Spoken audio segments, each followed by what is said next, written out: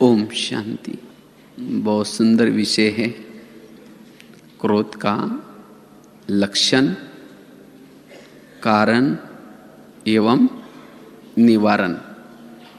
जो बाबा ने अब शिवरात्रि में कि जैसे अगर शिव जी को प्रसन्न करना है तो दुनिया में क्या करते हैं, अग के फूल चढ़ाते हैं। तो बाबा ने उस शिव भोलानाथ ने हमें प्रसन्न होने के लिए कौन सा फूल मांगा? अगर हमारे अंदर और विकार को तो हमने छोड़ दिया, लेकिन ये दूसरे नंबर का विकार है, वो है क्रोध। तो इस क्रोध के फूल को हमें क्या करना है? अभी शिव जी के ऊपर चढ़ाना है, क्योंकि प्रत्यक्षता का आधार है क्रोध मुक्त जीवन। तो इस क्रोध को के पर हम जीत कैसे प्राप्त करें, और ये बाबा ने क्यों कहा है? क्योंकि जो क्रोध करता है, क्रोध मतलब जरूरी नहीं कि केवल मुख से क्रोध करना, लेकिन संकल्प से, व्यवहार से, वाइब्रेशन से, उससे भी क्रोध होता है। अगर ऐसा हम क्रोध करेंगे तो ऐसी आत्मा योगी नहीं बन पाती, क्योंकि योगी बनने के लिए मन की एकाग्रता बड़ी जरूरी है, और क्रोध से मन की एकाग्रता खत्म हो जाती है।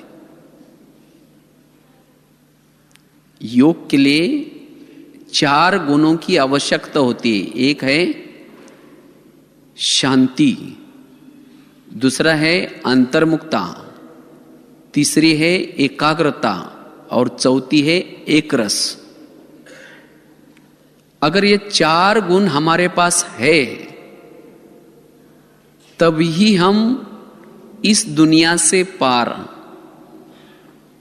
निराकारी दुनिया है, उस निराकारी दुनिया में मन और बुद्धि से जाकर के घंटों तक उस परमात्मा के गुणों का गुणगान गा कर सकते हैं, आत्मचिंतन कर सकते हैं, सोमानों का चिंतन कर सकते हैं, मनन चिंतन कर सकते हैं। अगर ये 4 गुणों में से एक गुण की भी कमी है तो ना हम आत्मचिंतन कर सकते हैं, ना परमात्मा चिंतन कर सकते हैं, ना परमात्मा का गुणगान गा सकते हैं। और ये गुण क्यों नष्ट हो जाते हैं? उसका कारण है क्रोध।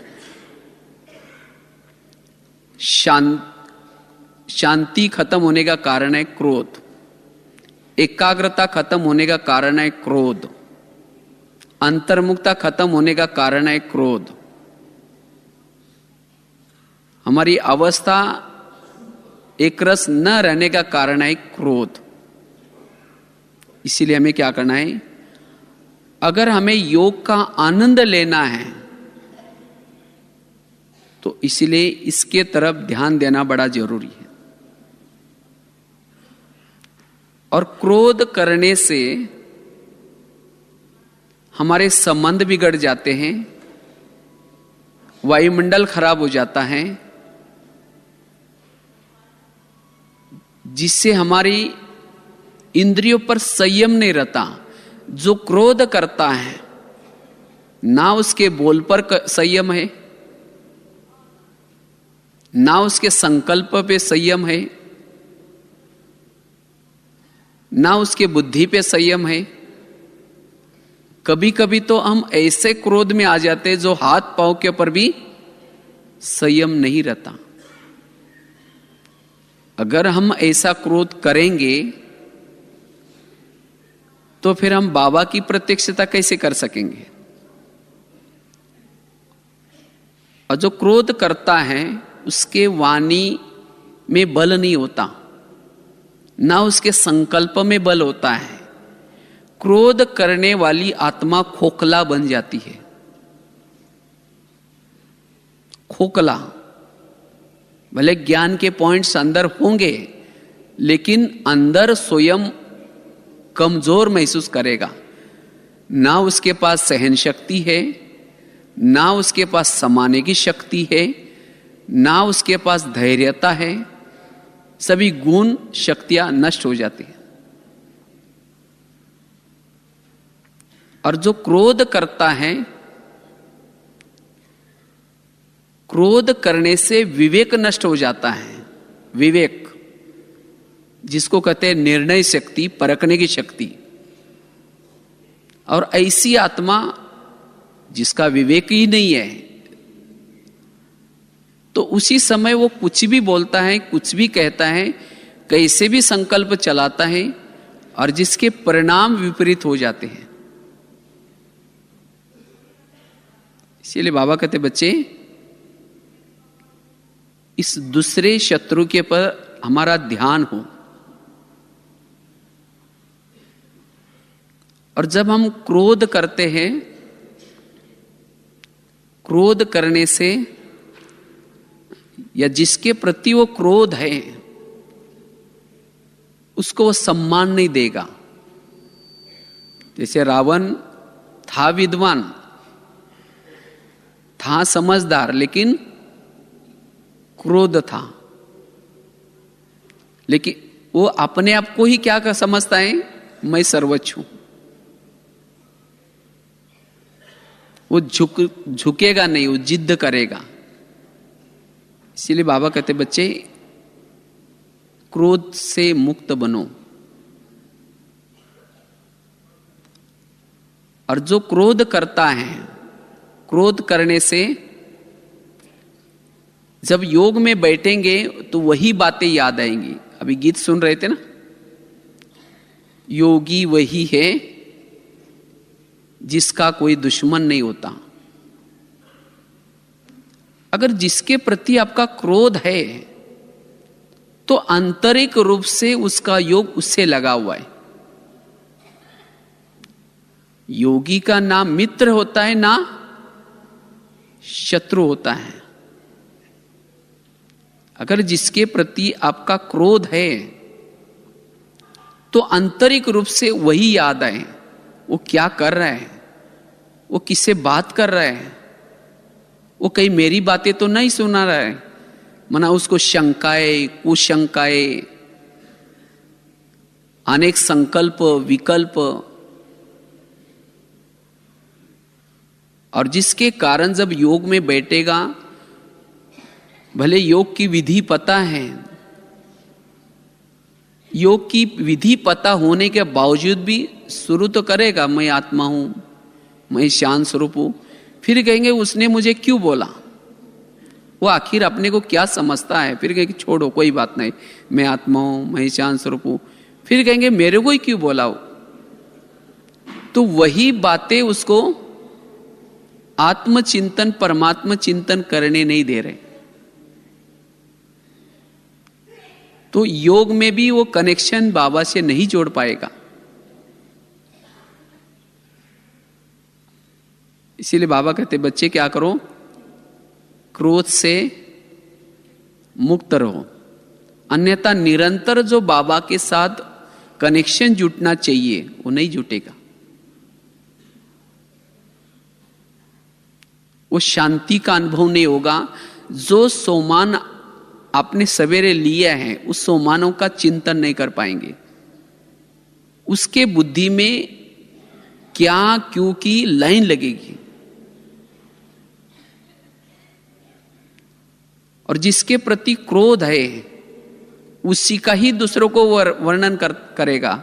उसने मुझे आज ऐसा बोला, उसने मेरे को ये बोला। मना जो क्रोध करेगा वो परचिंतन भी जरूर करेगा। तो इसलिए इसे मुक्त बनना है। चलो 2 मिनट अपने उस सोमान में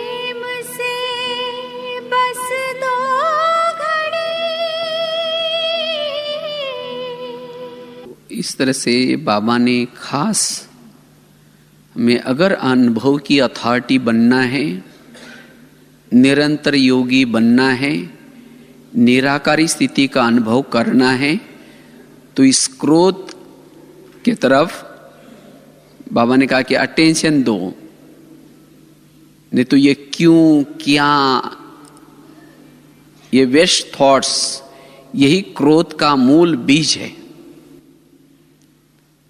क्रोध करना शुरू में मीठा है, लेकिन इसका परिणाम कड़वा है। सहन करना, झुक जाना ऊपर से कड़वा है, लेकिन इसका परिणाम बड़ा मीठा है। तो इसीलिए मैं संकल्प में भी, बाबा कहते हैं स्वप्न में भी क्रोध नहीं करना है, और संकल्प में भी, संकल्प और स्वप्न में भी नहीं करना है। क्योंकि जो सारा दिन क्रोध करेगा उसके स्वप्न में भी क्रोध ही आएगा। जिसके प्रति उसका क्रोध है वही उसके स्वप्न में आएगा। तो अंतमति सो गति क्या हो सकती है। इसीलिए बाबा कहते बच्चे, दीदी हमेशा कहती थी झुक झुक झुक, मर मर मर, सीख सीख सीख। सभी से सीखना सीखो, झुकना सीखो और मरना सीखो। और वही कर सकता है जो क्रोध से मुक्त है। तो क्रोध के लक्षण क्या होते हैं?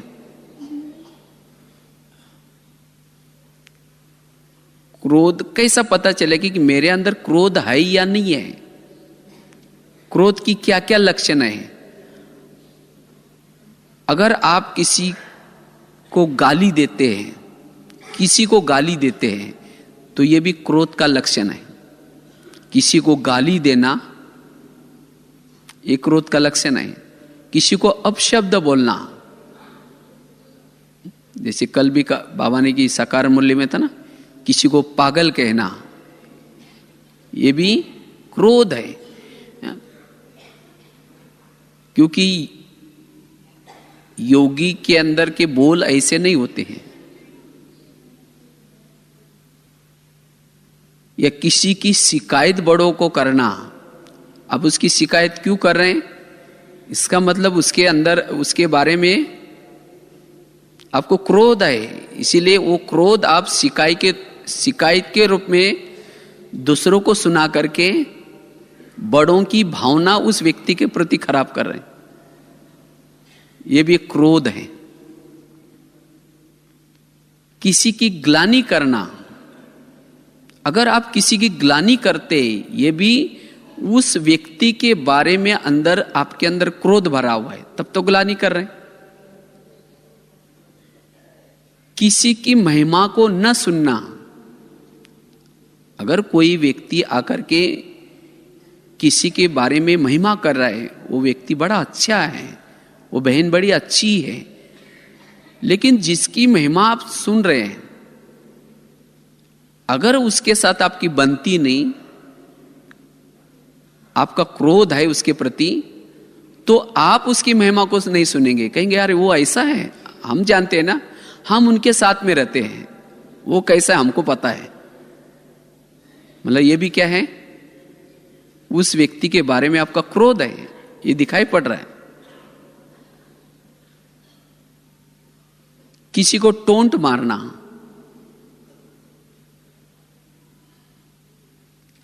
किसी का कुछ घाटा हो गया तो उसके ऊपर हंसना, दो चार जन मिल करके, देखा इसका अच्छा हो गया, इसको निकाल दिया या इसको कुछ बुरा हुआ, तो ये भी उसके प्रति आपका क्या है? क्रोध है। तब तक उसके ऊपर हंस रहे। किसी को समय पर सहयोग न देना, अगर आप किसी के सहयोगी नहीं बनते, इसका मतलब उस व्यक्ति के बारे में आपके अंदर क्या भरा हुआ है? क्रोध भरा हुआ है, इसीलिए तो सहयोग नहीं दे रहे। कोई चीज को आप जोर जोर से फेंकना, तोड़ देना, ये भी क्या है? क्रोध है। किसी को मारना ये भी क्रोध है। किसी से बात न करना, उसे मौन में रहेंगे, उसे बात नहीं करेंगे, इसका मतलब अंदर से क्रोध है। किसी से किनारा करना, अगर किसी व्यक्ति से आप किनारा करते हैं,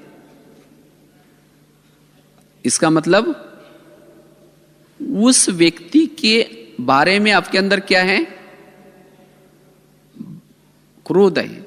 अगर आपका कोई प्यारा सामने से आता है तो उसके नजदीक जाएंगे, गले मिलेंगे, लेकिन जिसके प्रति क्रोध है वो आते ही किनारा करके जाएंगे, उसे ओम शांति भी करेंगे, ऊपर चेहरा नहीं देखेंगे, ओम शांति करके जाएंगे। इसका मतलब अंदर उसके प्रति क्रोध भरा हुआ है। किसी के प्रति अशुभ भावना रखना,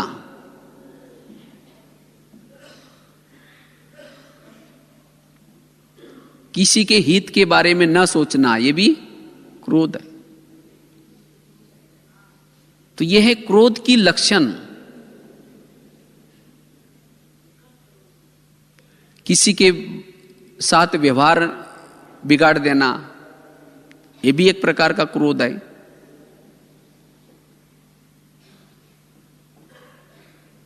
जैसे कहा कि किसी को सम्मान न देना, किसी की महिमा न सुनना, यह भी क्रोध है। अगर किसी के अंदर जीवन में सफलता होती है, आगे बढ़ता हुआ देख करके जलना, जिसको कहते हैं ईर्ष्या करना, नफरत करना, घृणा करना, यह भी है क्या है? क्रोध है। इसीलिए बाबा कहते बच्चे, अगर ये लक्षण आपके हैं आपके अंदर, तो ये भी आपका क्रोध है। और ये क्रोध का चिंतन करते करते एक दिन आएगा, उस व्यक्ति के प्रति गुस्से का रूप धारण करेगा। जैसे कुकर होता है ना, कुकर क्या होता है? कुकर जब गैस पर रखते हैं, वो गर्म होते होते एक दिन आएगा, वो सीटी भी मारता है 1-2 घंटे के बाद या आधा घंटे के बाद। तो इसी तरह ऐसी आत्मा किसी के व्यवहार को देख करके, बातों को देख करके अंदर से वो गर्म होती है, और गर्म होते होते एक दिन आएगा, फिर सीटी भी मार देगी, कहेगी तुम्हारा 1 साल से देखा, अब मेरे से सहन नहीं होता, मना सीटी मार दी। और उसको गिनाएगी भी, देखो तुमने उसी दिन भी किया, फिर भी मैं चुप बैठा, उसी दिन भी किया, फिर भी चुप बैठा, उसी दिन भी ऐसा किया, फिर भी चुप बैठा, आज मेरे से सहन नहीं होता, मना बांध टूट गया। और जब बांध टूट गया, उसके बोल क्या निकलेंगे, संकल्प क्या चलेंगे। तो ऐसा अगर आपके साथ होता है कभी, तो क्या एकाग्र होकर के योग लगा सकते हैं? और वायुमंडल भी क्या हो जाएगा, फिर खराब हो जाएगा, उसे किनारा करेंगे। फिर ऐसी आत्मा बाबा की प्रत्यक्षता कैसी कर सकती है? और ऐसा क्रोध करने से वाणी में बल नहीं आएगा। इसीलिए बाबा कहते बच्चे, ये लक्षण चेक करो और इसको क्या करो, चेंज करो। हाँ, ऐसे तो लक्षण और भी बहुत सारे निकलेंगे, लेकिन ये कुछ लक्षण है कि क्रोध के। तो क्रोध का कारण क्या है, क्यों क्रोध आता है? अगर हमारी कोई बात नहीं मानता तो क्या होता है? क्रोध आता है। हमें